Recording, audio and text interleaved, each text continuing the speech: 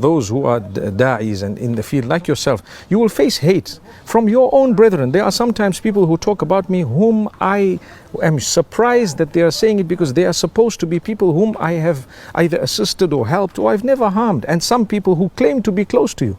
You know, people enjoy, and I've seen this in communities that I've known. I've come across people who pretend that they are your friends, they are your relatives, they are so, and they enjoy attacking you. Whenever there is something negative, they'll forward it to the whole world. Do you think I don't know? Sometimes I get to know, but I just say a prayer and I move on. I laugh. Say there's one more that's dropped, one more that's dropped, you know.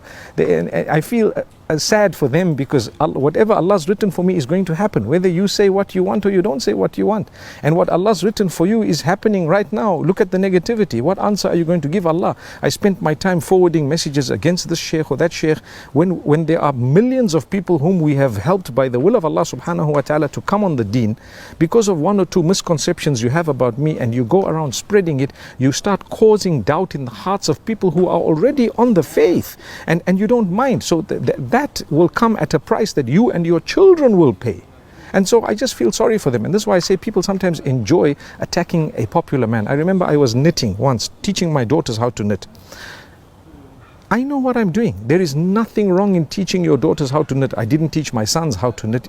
If you know what my sons know, if you know what my sons have learnt, you will be shocked, because I can't even talk about it. So to be very fair and honest with you, I have 8 daughters, and if I was teaching them how to knit, you should thank Allah that at least I'm teaching my daughters how to knit. And yet I had people whom I thought these were people who were involved in the da'wah, doing their thing.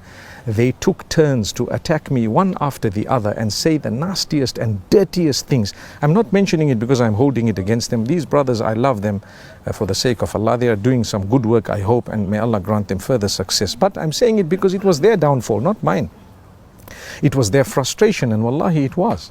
If they saw, oh, this, and when I spoke, for example, about wives, and there is a clip doing its rounds about, oh, if my wife were to tell me to move to the side, I would move to the side, and so on. There is a clip. That clip is a short clip that someone cut out of a longer lecture, which was talking about the friends that you have and giving them preference over your spouse after you are married, which is ridiculous.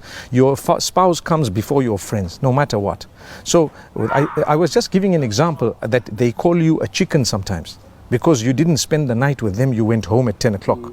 What's wrong with them calling you a chicken? If they called me a chicken, I would quack for them. You know, chickens don't quack, by the way. But I just said it by way of giving an example. People cut a small clip and they started saying, this guy is a simp, this guy.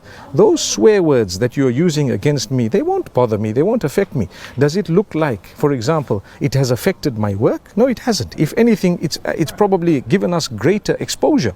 But it's affected you, your work, your brain, your system, your deen, your connection with Allah, your akhirah, your Jannah, your Jahannam. Everything is affected by those dirty words that many of